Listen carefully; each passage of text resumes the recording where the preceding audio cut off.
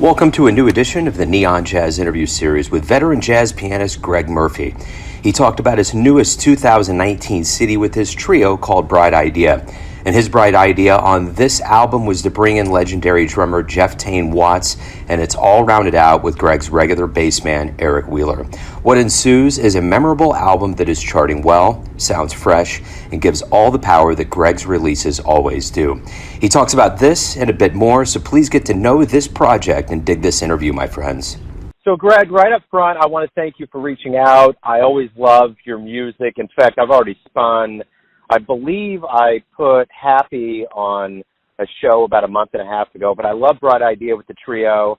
And the thing that I always do, I always go to the ultimate level of Pepsi Challenge with jazz music, and I put it in the car, I let it spin for a while, let it kind of wash over me. And the thing that I get from this album is it just feels good. Feels like you, Jeff, and Eric got together and things just worked out well. You had a great conversation. I don't want to put words in your mouth, but tell me what was going on during this recording session. The first song that we did was I ended up calling Moving Violation.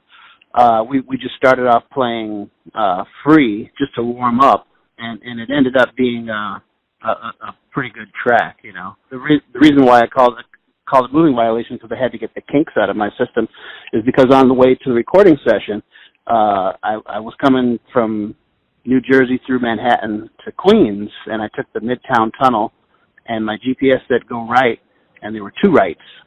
And I was like, so I hesitated, and I backed up a little bit, and then I got pulled over by the New York State Trooper and got a ticket. Oh, no, man. Which was a moving violation. And then, and then and so as I was driving further to the studio, I called my wife and she said, "Oh, no, don't worry. That just means you're going to have a great session." I was like, "Okay, cool." And then we got there and I got there, Jeff was already there setting up, and, he made that session really cool, because he's super professional, and his ideas, he contributed, his energy, his spirit was perfect, So it ended up being really fun.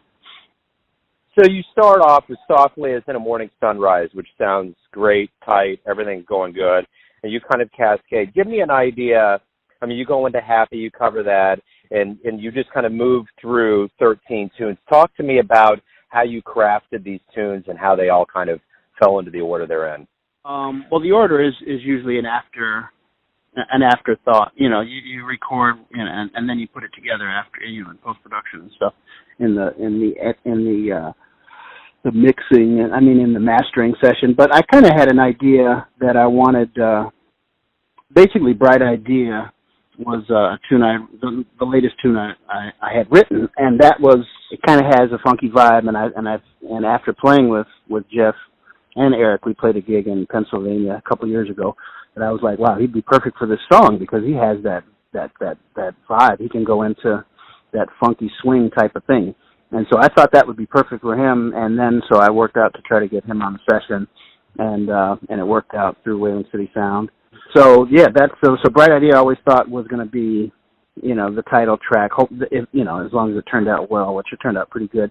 And Jeff took a killer solo on that, and so I knew that I wanted that kind of up front, not necessarily first tune, but it, for the first tune, I think it's good to have something that the audience knows and that sounds good.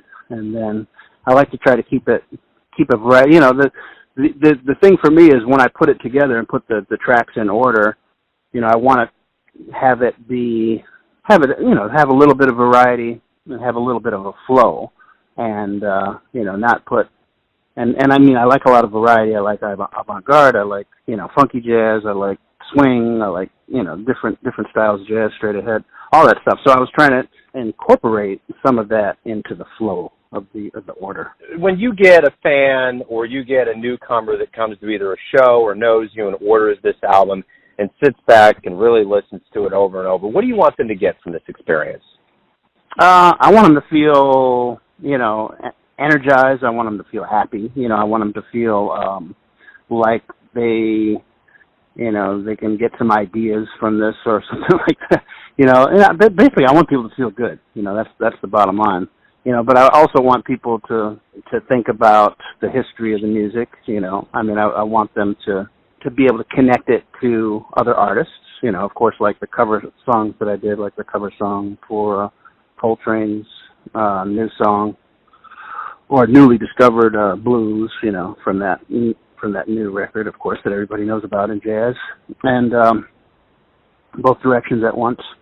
So I want there to be. I want people to say, "Hey, he sounds pretty good. He's not far removed from these guys. He's in the mix as far as the people that they like." So that's what I'd like. I'd like for them, people who really know jazz, I'd like for them to be able to say, "Hey, he's doing a good job." And then for the people who don't know jazz, I'd like to be able to bring them in, like with some pop stuff, with the happy tune. People who don't necessarily like jazz, people love happy. It's everybody knows that song. 24 Karat Magic. That's a huge hit. So it's nice to be able to record that and have it come out okay. So to add to kind of everything that's been good about this release is it's doing really good on the jazz charts. Talk to me how that feels. That feels great. I mean, the label Wailing City Sound, of course, they love that. Neil Weiss, he loves for things to go high up on the charts, and I kind of think about that too when I'm recording. It's like I want it to be accessible to the radio for the radio programmers to like it, and the fact that it went quickly to number one was amazing for me. I was hoping it was going to be. I knew it had top 10 potential, and but the fact that it went to number one was really cool. So I was really excited about that, and that also helps. It's funny if your thing goes to number two, it's like, okay, number two, not bad, but if something goes to number one, it's like it gets a lot more publicity from people who are outside the music field, like my friends. Oh wow, it went to number one. People who are not necessarily super duper jazz fans are into the jazz field. Just the fact that something goes to the top, for a couple weeks, it actually went to number one for 3 weeks in a row, but there was some reporting errors or something like that. But it dipped down and then went back up to number one. So officially 2 weeks at number one, unofficially 3 weeks in a row at number one. You got some live shows coming up here that are going to happen on August 10th. You're going to be at the Galloping Hill Inn. You're going to be at Lorenzo's on Staten Island on the 11th. My question is this: if you were to come with the group to Kansas City and you had to come up with a really good description of what you would give a crowd live in Kansas City, say off 18 and Vine, how are you going to build that show? Well, I mean, I'm going to, play what I play. Basically, I'm going to do what I do.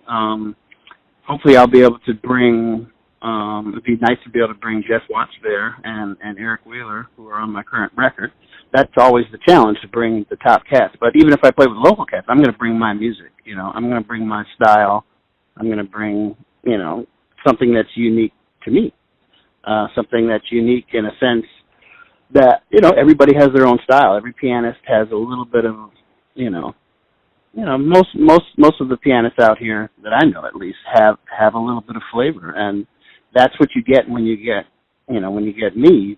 You get my flavor. You get my original songs. Basically, the original music. It kind of it makes things different. I can't come and tour and just play standards. I have to play some original music. I have to play some original arrangements. I'd love to come to Kansas City and play. So I'm working on that. As far as live performances with the trio, talk to me about any activity that might be coming up for you guys. I have a trio performance in Baltimore and at a place called On the Music Live, and we also have another trio gig the following night in Manhattan at Mesro, and that's featuring Tommy Campbell on drums. Well, hey, Greg, man, thanks again for reaching out. Thank you for the music, and continued success, man. This is a great album.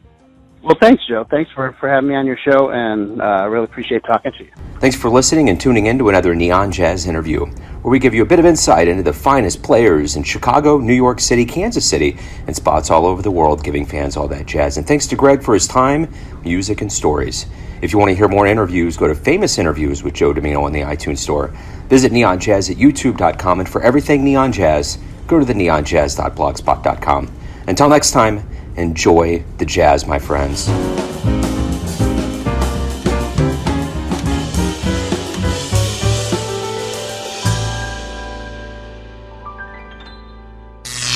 Neon Jazz.